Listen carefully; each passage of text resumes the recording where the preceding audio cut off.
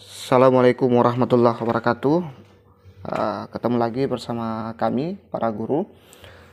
Pada kesempatan kali ini kita akan melanjutkan soal dan pembahasan P3K, latihan P3K part 2 ya. Kemarin sudah part 1, silahkan tonton yang baru nonton video ini.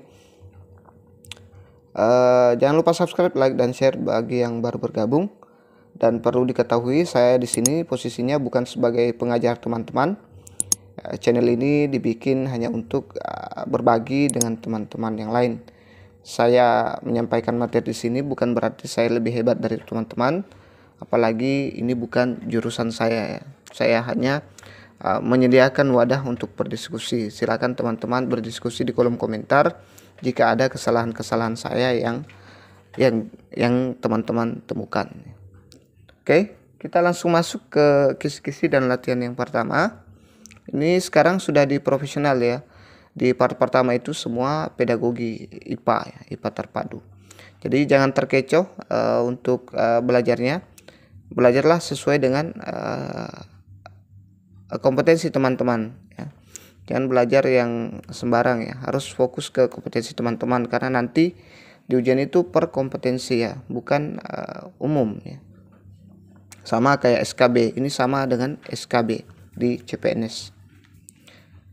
Baik, kompetensi profesional, indikator esensial, disajikan indikator pencapaian kompetensi peserta dapat menentukan materi ajar dalam lingkup IPA SMP. Kita lihat soalnya, perhatikan indikator berikut. Menganalisis gejala Archimedes. Materi ajar yang sesuai dengan indikator tersebut adalah A. Gaya apung. B. Tekanan zat cair. C. Udara ada di mana-mana. D. Kenaikan air pada celah sempit. E. Dongkrak hidrolik. Coba dijawab dulu, saya kasih waktu 5-10 detik untuk teman-teman jawab, dan kalau teman-teman merasa kurang waktunya silahkan di pause ya, karena ada juga beberapa perhitungan di profesional ini.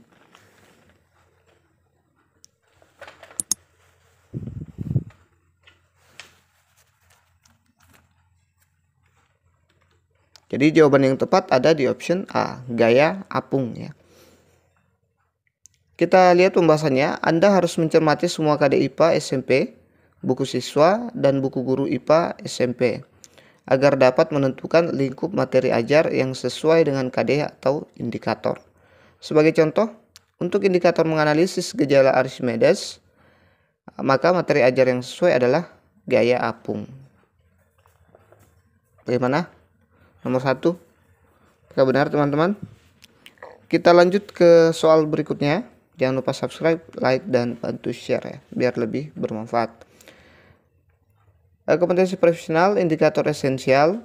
Peserta dapat menjelaskan tentang penerapan konsep tekanan fluida pada proses biologis makhluk hidup atau dalam kehidupan sehari-hari.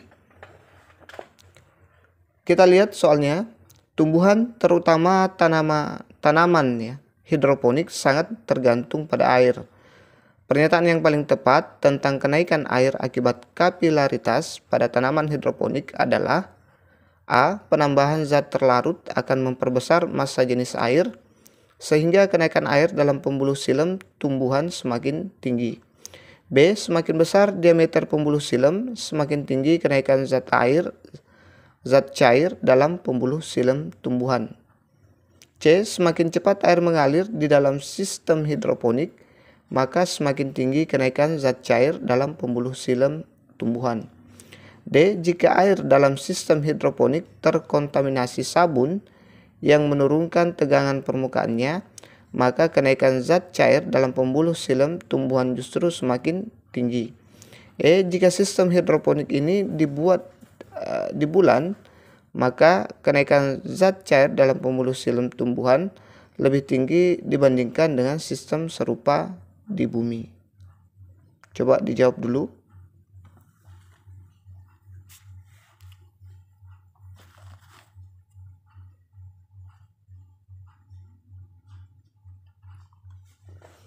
Jadi jawabannya ada di option E. Jika sistem hidroponik ini dibuat di bulan, maka kenaikan zat cair dalam pembuluh silem tumbuhan lebih tinggi dibandingkan dengan sistem serupa di bumi.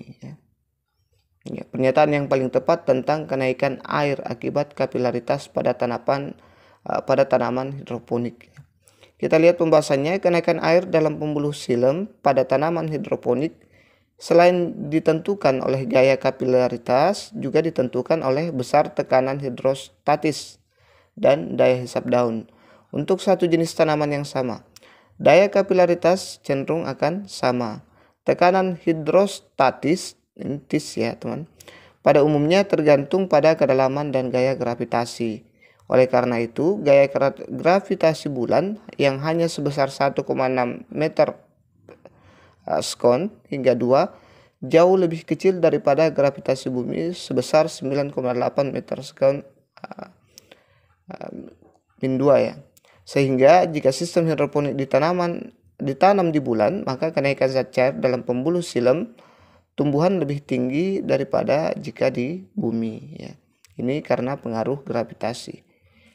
Ya, saya pikir teman-teman lebih paham ini. Kita lanjut ke latihan soal berikutnya. Kompetensi profesional, indikator esensial. Peserta dapat menjelaskan langkah-langkah mitigasi yang diperlukan untuk mengurangi resiko bencana alam. Kita lihat soalnya. Letusan gunung berapi dapat menimbulkan bencana alam bagi ekosistem di sekitar. Karena selain menghasilkan lelehan lava, awan panas juga dapat menimbulkan tsunami. Seperti pada terjadi letusan gunung Anak Krakatau di Kepulauan Seribu, langkah berikut yang paling tepat dilakukan untuk menghindari bencana tersebut adalah: A. Menjauhi daerah pantai dan bergerak ke daerah yang lebih tinggi. B. Menjauhi gedung-gedung dan pusat perbelanjaan. C. Menjauhi daerah sekitar lereng Gunung Krakatau. D. Bersembunyi dalam gua-gua atau bunker di sekitar. E. Membangun di sekitar pantai yang berhadapan dengan anak Gunung Krakatau. Coba dijawab dulu.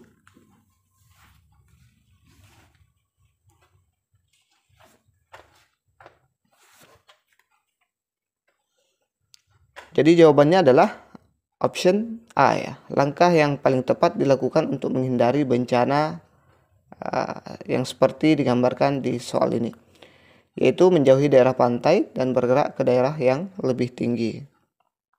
Kita lihat pembahasannya. Gunung berapi Krakatau yang terletak di Kepulauan Seribu sangat berpotensi menimbulkan tsunami atau pantai di Jawa bagian barat dan Sumatera bagian selatan. Jika terjadi longsoran atau adanya pergeseran pada lapisan kerak samudra yang berpotensi menimbulkan patahan dasar laut dan menimbulkan tsunami. Selain itu, lelehan lava, pijar, dan awan panas harus dihindari pada zona tertentu. Oleh karena itu, agar terhindar dari bahaya bencana alam tersebut, sebaiknya menghindari zona sekitar gunung yang tidak aman dan menjauhi daerah pantai.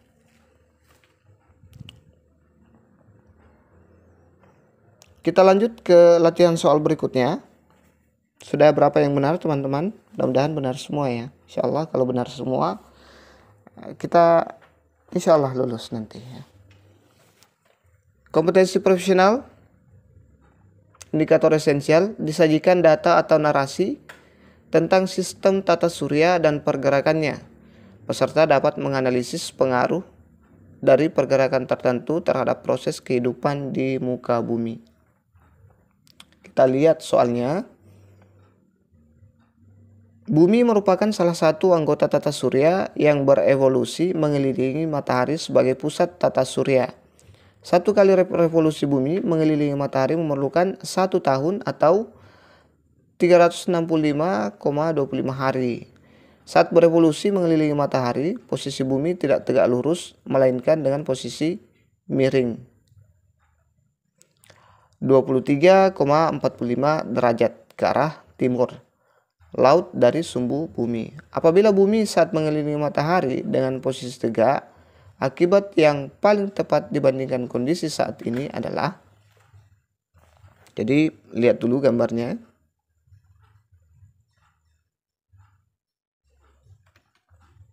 A. 1 tahun lebih dari 3625,25 hari.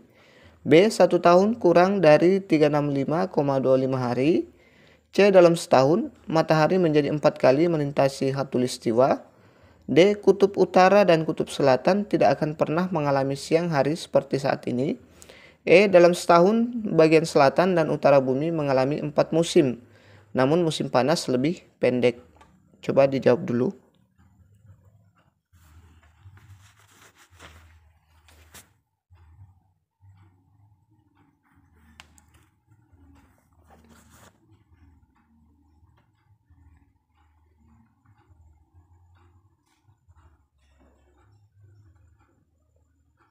Oh, saya lupa tandai ya, teman-teman. Oke, kita lihat pembahasannya.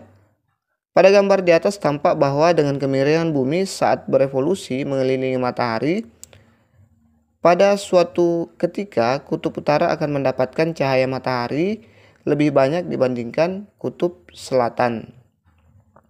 Sebaliknya, ketika kutub selatan lebih dekat dengan matahari, maka kutub utara akan menjauh dari matahari. Namun jika bumi berputar pada posisi tegak, maka kutub selatan dan kutub utara akan selalu berada pada jarak yang sama dengan matahari dan sulit mendapatkan sinar matahari.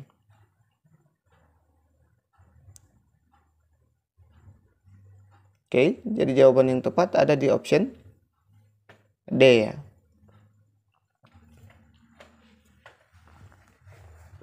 Kita lanjut ke latihan soal berikutnya. Kompetensi profesional. Indikator esensial, peserta dapat menjelaskan penerapan konsep induksi elektromagnetik atau medan magnet pada navigasi hewan saat migrasi atau kehidupan sehari-hari.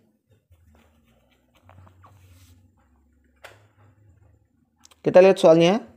Burung menggunakan medan magnet bumi sebagai navigasi saat migrasi karena memiliki kriptokrom pada matanya yang molekul-molekulnya menghasilkan elektron bebas jika terangsang oleh cahaya. Elektron molekul tersebut terpengaruh oleh medan magnet bumi yang menyebabkan burung mendapatkan informasi tentang arah. Apakah burung akan memiliki kemampuan navigasi yang sama seperti siang hari jika melakukan migrasi pada malam hari? A. Pada malam hari burung tidak dapat melakukan navigasi sama sekali.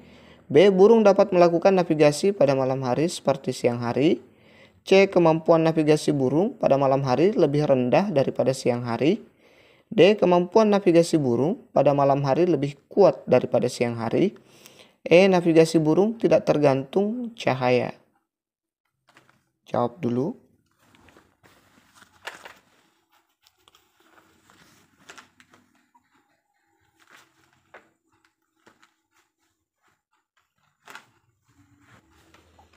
Jadi jawaban yang tepat ada di option C. Kemampuan navigasi burung pada malam hari lebih rendah daripada siang hari. Ya.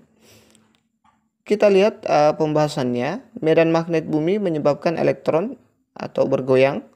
Reaksi kimiawi untuk merespon goyangnya elektron tersebut membuat burung dapat melihat medan magnet dalam bentuk warna-warni. Peter Hoare dari Universitas Oxford dapat mengatur konsentrasi radikal bebas sesuai medan magnet yang dipaparkan. Ia berpendapat kriptokrom pada burung diduga diaktifkan cahaya biru yang muncul saat senja dan mulai bekerja dengan mekanisme pelepasan radikal bebas untuk melihat medan magnet bumi. Ini menunjukkan bahwa burung melakukan navigasi pada siang hari seperti elang yang memilih migrasi pada senja hari dan menghindari migrasi pada malam hari. Berarti burung itu sebenarnya lebih hebat navigasinya pada saat siang dan dibanding dengan malam hari ya. Ya, saya juga dapat ilmu baru. Oke, kita lanjut ke latihan soal berikutnya. Jangan lupa subscribe, like, dan bantu share teman-teman. Kompetensi profesional, indikator esensial, peserta dapat menjelaskan penerapan konsep induksi elektromagnetik atau medan magnet pada navigasi hewan saat migrasi atau kehidupan sehari-hari. Oh, sama ya? Ya, masih elektromagnetik ya. Oh ya. Perhatikan gambar di bawah ini. Ini ada gambar sepeda, ban depan sepeda. Silakan diamati. Kita lihat, jika lampu sepeda yang dihidupkan dengan menggunakan dinamo tersebut menyala makin terang ketika sepeda berjalan makin cepat. Karena A. Medan magnet yang timbul makin besar. B. Perubahan garis gaya magnet dalam kumparan makin besar. C. Jumlah garis gaya magnet yang memotong kumparan makin besar. D. Inti besi pada kumparan memperbesar medan magnet. E. Jumlah garis gaya magnet yang memotong kumparan makin kecil. Dijawab dulu.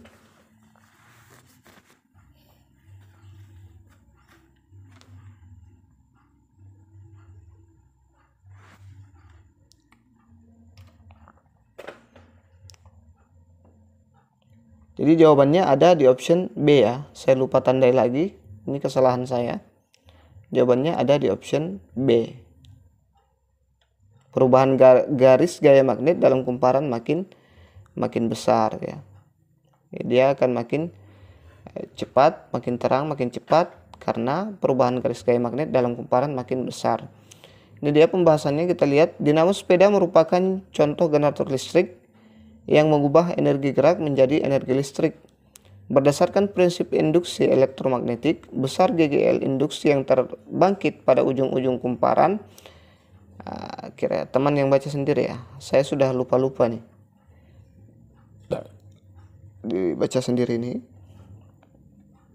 Dengan N jumlah lilitan, B induksi magnet, A luas bidang kumparan, W ini kecepatan sudut putaran. Jika sepeda makin cepat artinya perubahan flux magnet atau sering disebut garis gaya magnet semakin besar. Sehingga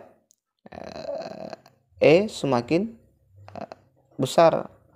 Jadi lampu semakin terang. Ya. Oke. Mudah-mudahan dipahami. Saya yakin teman-teman yang memang IPA akan sangat mengerti. Kita lanjut ke latihan soal berikutnya. Kompetensi profesional, indikator esensial. Disajikan gambar listrik disajikan gambar rangkaian listrik, peserta dapat menganalisis besaran pada rangkaian itu. Perhatikan gambar berikut, rangkaian listrik berikut ya. Jadi silakan dilihat. Ini paling sering masuk ya, saya lihat di soal-soal IPA, rangkaian listrik ini.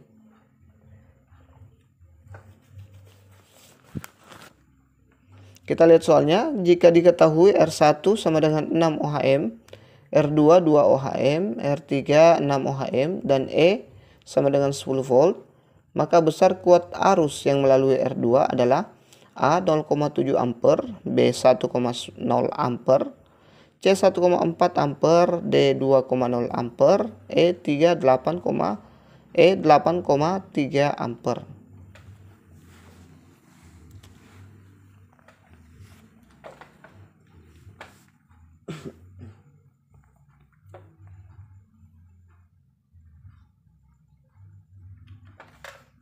Jadi jawabannya adalah B sama dengan 1,0 ampere.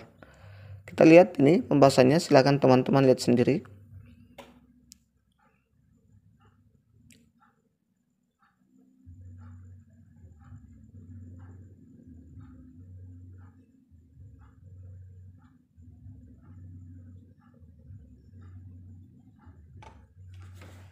Kita lanjut ke latihan dan kisi-kisi selanjutnya. Jangan lupa subscribe, like, dan bantu share. Kompetensi profesional, indikator esensial, peserta dapat menjelaskan pengaruh atau dampak kesehatan akibat penggunaan zat aditif atau adiktif. Kita lihat soalnya. Di antara zat-zat berikut yang dapat menimbulkan halusinasi, penurunan fungsi seksual, dan menimbulkan kematian adalah A. Marijuana, B. Formalin, C. Methyl yellow, D. Kunyit, E. Asam cuka.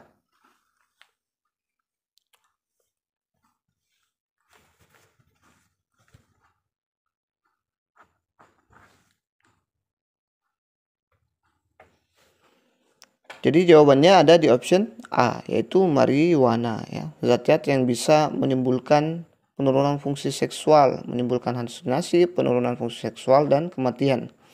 Itu adalah marijuana. Marijuana merupakan zat yang banyak dijumpai dalam ganja yang dapat menimbulkan halusinasi. Jika dikonsumsi berlebih dapat menimbulkan kehilangan fungsi seksual dan kematian.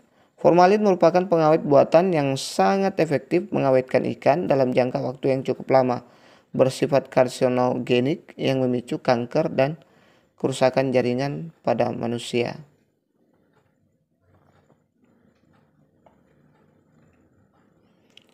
Soal selanjutnya, kompetensi profesional, indikator esensial, disajikan gambar atau data besaran pada persendian tertentu yang bekerja.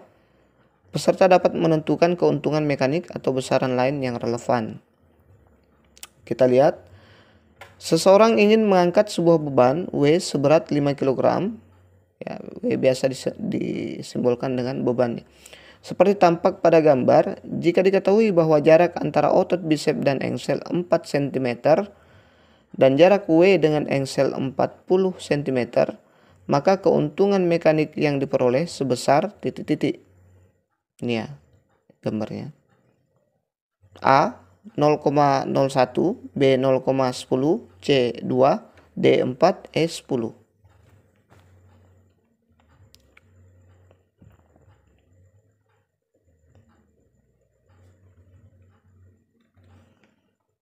Jadi jawabannya ada di option B 0,10 ya. Kita lihat pembahasannya. Dalam kerja atau GBR terlibat 4 jenis sendi, yaitu sendi pada lengan atas, engsel di bagian siku, sendi jari, dan sendi pergelangan tangan. Ditinjau dari konsep pesawat sederhana, kerja pada gambar tersebut identik dengan kerja tuas tipe 3, yaitu titik tumpu terletak di ujung atau sendi engsel siku, gaya kuasa F di tengah otot, di tengah atau otot bisep, lengan beban jarak antara titik tumpu hingga beban W, lengan kuasa jarak antara otot bisep engsel siku. Jadi keuntungan mekanik atau KM sama dengan LK per LB, yaitu 0,10. Wah, agak ribet juga ya.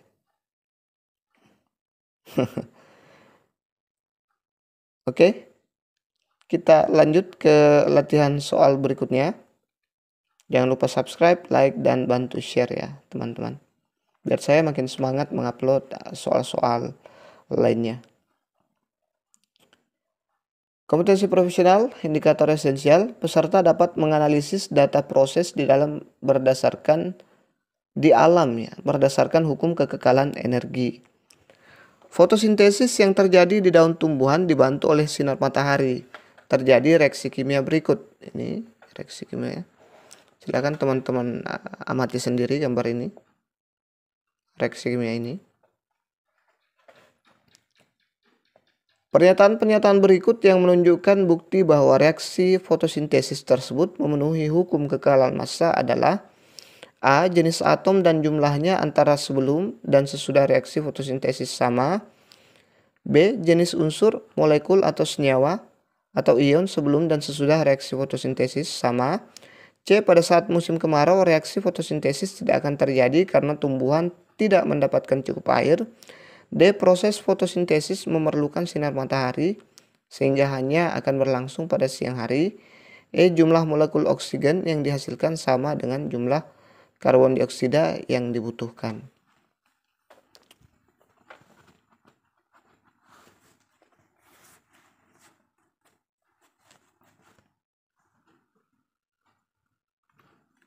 Jadi jawabannya ada di option A ya. Jenis atom dan jumlahnya antara sebelum dan sesudah reaksi fotosintesis itu sama. Kita lihat pembahasannya. Hukum kekekalan massa berbunyi bahwa massa zat-zat sebelum dan sesudah reaksi sama. Agar hal itu tercapai, maka jenis atom dan jumlahnya antara sebelum dan sesudah reaksi sama. Meskipun jenis molekul atau senyawa sebelum dan sesudah reaksi tidak sama. Ya, orang IPA pasti paham ini. Kalau orang biasa seperti saya agak-agak bingung sedikit ya. Tapi kalau dibaca berulang-ulang insya Allah akan paham. Oke, itu saja dulu yang sempat kita share pada kesempatan kali ini. Mudah-mudahan bermanfaat. Terima kasih sudah menonton. Semakin banyak view, semakin banyak komen, insya Allah semakin saya percepat untuk lanjutan soalnya. Terima kasih sudah menonton. Semoga sukses semua.